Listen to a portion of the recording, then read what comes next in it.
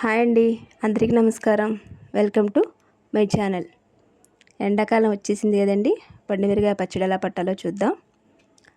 2 కిలోల పండుమిరకాయలు, కారం గల్లకాయలు. ఈ డబ్బాతో 2 డబ్బాలు ఉప్పు తీసుకోవాలండి. మన బియ్యం డబ్బా ఉంటుంది కదా, బియ్యం కొలిచే డబ్బా. ఇది 1/2 కిలో డబ్బా అయి ఉంటుంది. మామూలుగా అయితే సాలిడ్ గిద్దెడు ఉప్పు, 600 గ్రాములు చింతపండు, 2 కిలోల పండుమిరపకాయలకి ఇది కొలత. ఇదిగోండి ఇక్కడ చూపిస్తున్నాను కదా, డబ్బా రోల్ మీద ఉంది. దాంతో 2 డబ్బాలు ఉప్పు వేసుకోవాలి. 600 గ్రాముల చింతపండు. అయితే చింతపండులో అవన్నీ పీసులన్నీ తీసేసుకోవాలి. చక్కగా క్లీన్ చేసుకొని పక్కన పెట్టుకోవాలి. ఇదిగోండి రోడ్లో ఇలా దంచుకోవాలి.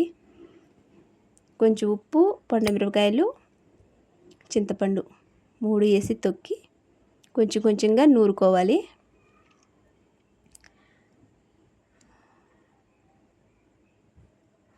ఇది మిక్సీలో పట్టుకుంటే బాగోదు. ఇదిగోండి ఇలా కచ్చాబచ్చాగా నూరేసుకొని డబ్బాలో వేసుకోవాలి.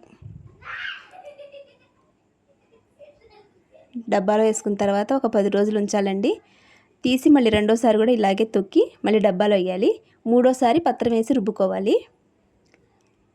రుబ్బుకున్న తర్వాత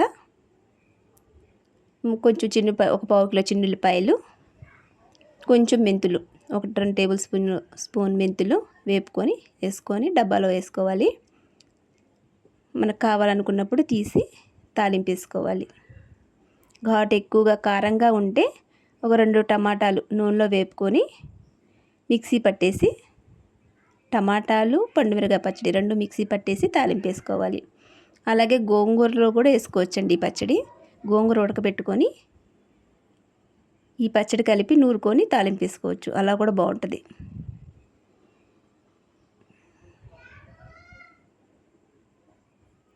ఈ వీడియో మీకు నచ్చిందని అనుకుంటున్నాను. నచ్చితే ఒక లైక్ చేయండి. నా ఛానల్ని సబ్స్క్రైబ్ చేసుకోండి. Thank you. బాయ్.